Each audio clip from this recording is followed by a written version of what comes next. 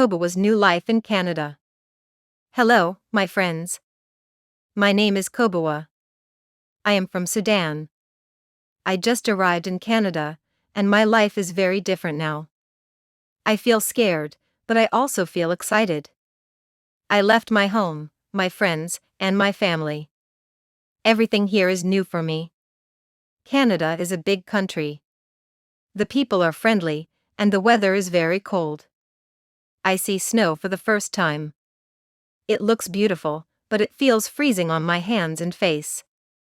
In my first week, I start learning English. It is not easy, but I want to learn.